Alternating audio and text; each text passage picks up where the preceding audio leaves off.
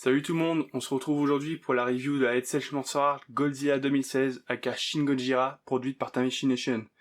C'est une figurine qui date de 2016 et qui a été pour moi l'une de mes plus grosses déceptions à son arrivée, parce que sa peinture était tout simplement ratée. Bien sûr, aujourd'hui, je l'ai repeinte, afin de corriger ses défauts et d'avoir une figurine digne de ce Godzilla, qui est pour moi l'un des meilleurs. J'adore ce design-là, vraiment, il est vraiment monstrueux. Mais c'est surtout que pour du Tamashimation, avoir de la merde pareille, ça fait mal au cul. Parce que contrairement au RX-78-2 de la gamme Gundam Universe, qui est du même fabricant et que j'ai acheté 30€, en sachant d'avance que j'allais la retravailler, je l'avais déjà bien vu sur les photos des prototypes que j'allais avoir besoin de la repeindre. C'était pas dommage. Celle-ci, je l'ai payée plus de 100€. Et il a fallu que je la repeigne, alors que pour du SH Monster Art, pour du Tamashii Nation, quand on débourse une somme pareille, j'estime qu'on n'a pas à ressortir les pinceaux pour rattraper le merdier qui a été fait, quoi. Avant d'aller plus loin, un petit mot sur la taille. Ce Godzilla mesure 20 cm, ce qui est assez grand pour les SH Monster Art, qui mesurent pas plus de 15-16 cm habituellement, surtout pour les Godzilla. Et ce qui fait que cette figurine est l'un des Godzilla les plus grands du fabricant. En comparaison à côté, voilà, j'ai mis le traditionnel 7 pouces de NECA avec la Nanosuite 2.0 pour vous donner une idée de la taille du monstre. Donc commençons par les articulations. La particularité de ce Godzilla, c'est que sa mâchoire peut s'ouvrir en très grand, comme ceci. Comme quand dans le film, il fait son souffle atomique. Ensuite, bien sûr, il y a une rotation, alors, au niveau de la tête, au niveau du cou. Rotation. Une autre rotation à ce niveau-là. Il peut pas lever la tête plus haut, par contre il peut la descendre. Voilà. Hop. Bien sûr. Le cou se penche. Pas mal de points d'articulation justement juste pour ce coup, pour pouvoir le tordre dans le sens qu'on le veut. Ensuite, hop, je vais la prendre comme ça parce que les épines dorsales font mal. Alors, rotation, enfin, le torse s'incline, donc ça démonte aussi. Si on insiste trop, voilà, on peut pencher bien en avant. Les bras, alors, il y a une rotation là.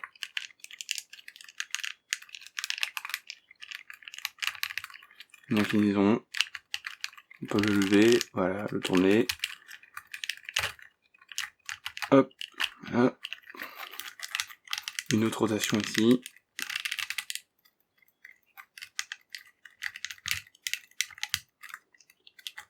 Les coudes se plient. Tourne.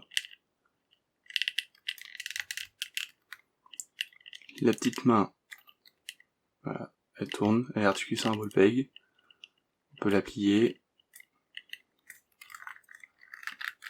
Donc le torse c'est fait. Les jambes. Alors,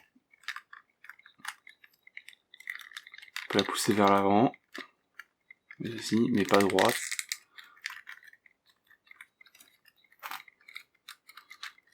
On peut l'emmener vers l'arrière. On peut ouvrir l'angle. Plier les genoux. Voilà. Le pied, rotation à la cheville. Pareil, articule sur un ball-peg. Alors si je tire dessus, hop, voilà.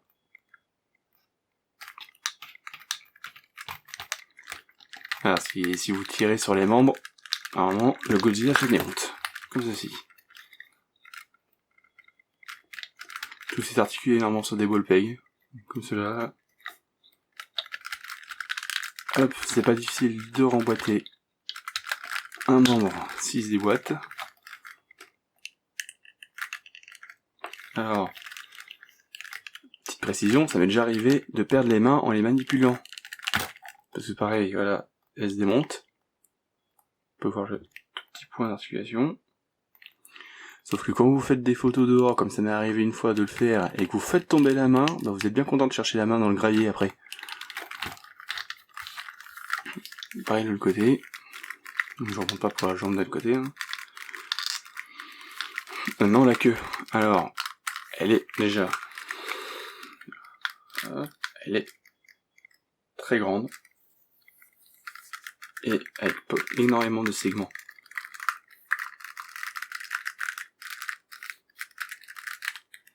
Voilà, bon là ça fait honte. Hop. Alors, je vais la remboîter. Voilà, donc, énormément de segments pour pouvoir lui donner une courbe naturelle. Ce qui est vraiment pas mal quand on veut faire du posing. Hop, bon, décidément. Voilà. Donc.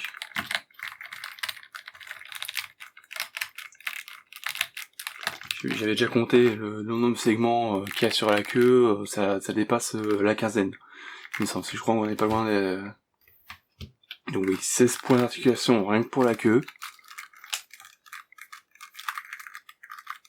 Ce qui est vraiment, quand on sait que de base la figurine on compte 34, donc 16 voilà, justement pour la queue, ça fait énormément de points d'articulation. Des points d'articulation qui sont plutôt rigides, hein, qui tiennent facilement le poids de la figurine. Pas de soucis de ce côté-là. Niveau peinture, difficile d'en parler objectivement, vu que la plupart des choses sur le devant, c'est moi qui les ai refaites. Mais il y a quand même quelques détails que j'ai pas eu besoin de rectifier, et encore heureux, parce que quand on voit la petitesse des yeux, qui sont vraiment petits, par chance, ils sont bien peints. Voilà, ce côté-là, ok. Pareil de l'autre.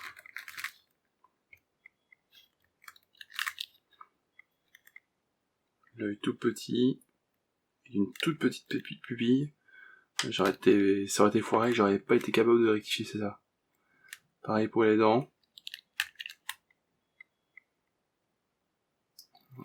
Bien peintes.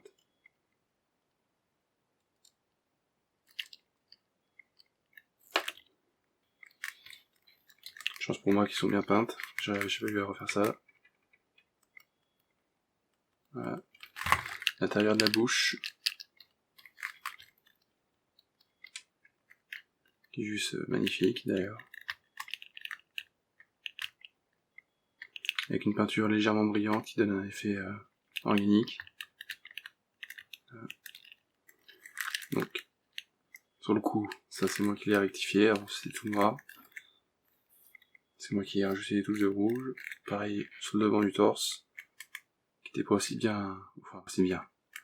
Je suis pas objectif peut-être, hein, mais qui était pas aussi bien peint. Pareil pour là, tout ce qui était sur le devant, c'est moi qui l'ai refait. Les cuisses aussi.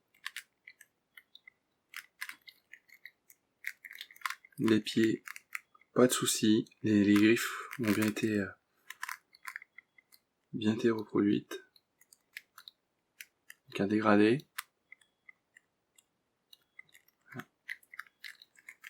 Même chose pour les mains. Les griffes bien peintes.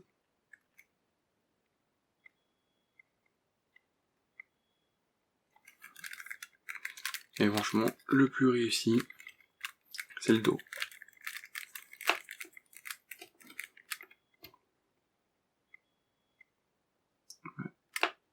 Le dos, j'ai eu rien à y retoucher.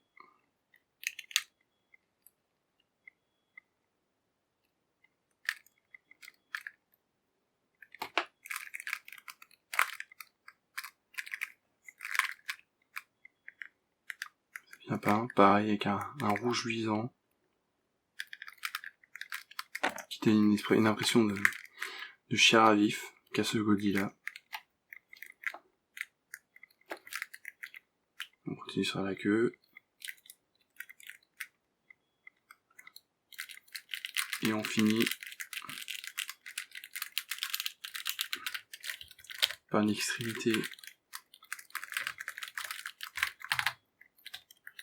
Une extrémité vraiment bien réalisée. Avec différents tons de couleurs, un rose chair. Bon, pareil, qui est un rose bien brillant.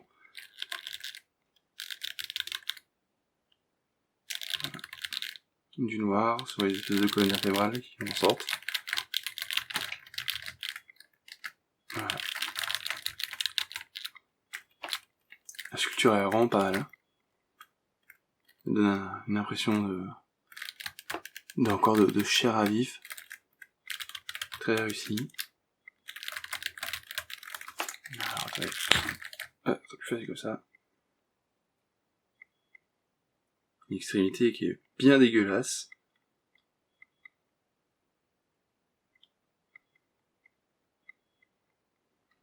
Avec une espèce de gueule au bout. Extrémité qui permet également à Godzilla dans le film de souffler son souffle atomique. Hop.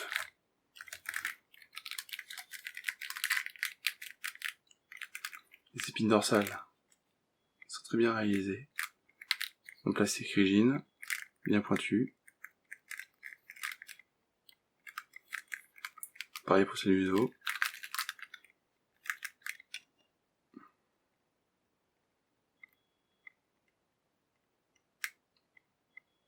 Bien réalisée, bien sculptée, bien peinte. Pas de soucis. J'ai pas à me plaindre pour ça. Donc globalement, même pour mon exemplaire, j'ai pas à me plaindre. J'ai vu sur YouTube des trucs bien pires. Puisque je suis pas un cas isolé, mais quasiment tous les Godzilla de cette production-là ont été ratés. Un gros ratage au niveau du contrôle qualité.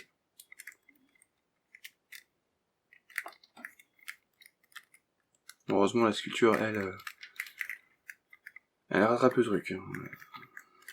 La sculpture est juste magnifique.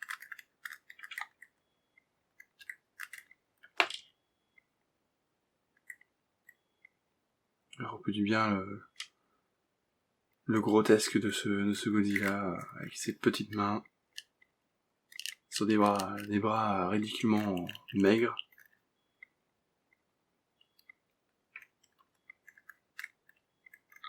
Sans parler des bras chétifs sur un corps massif.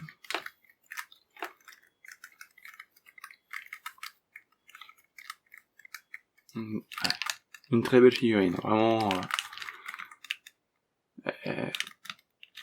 très bien réalisée, bien sculptée. Pas très bien pâte pour le coup, là-dessus je peux pas trop je peux pas être positif là-dessus, vu que la plupart des choses je les ai refaites sauf la gueule, qui était par chance réussite. Parce que je ne serais pas amusé à refaire les dents, comme elles sont déjà faites. Déjà bien peintes. Hop.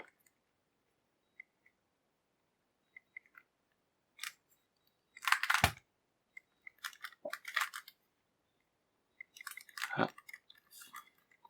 Un beau Godzilla, assez lourd quand même. Très long. Ouais. Vraiment une grosse bébête. Ah. Puis cette queue magnifiquement bien articulée, hein.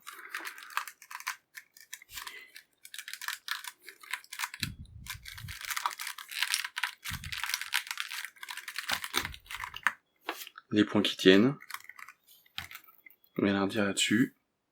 Sous que la queue pèse lourd, mais les articulations sont suffisamment rigides pour tenir son propre poids. Donc ça c'est pas mal.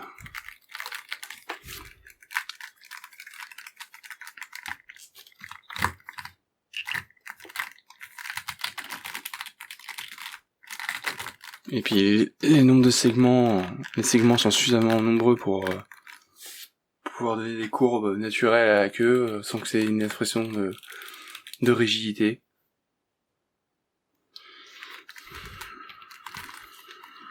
Il y a des articulations, voilà, vraiment. Je vais baisser un peu la caméra. Voilà, vraiment flexible comme Godzilla. On peut l'incliner bien vers le bas, l'ouvrir la gueule en grand.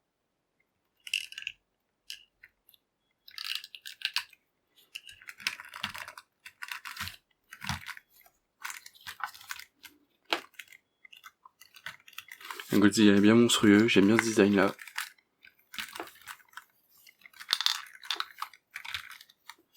Voilà, c'est tout pour cette review. N'hésitez pas à liker, commenter, partager, à vous abonner également, et je vous dis à très bientôt.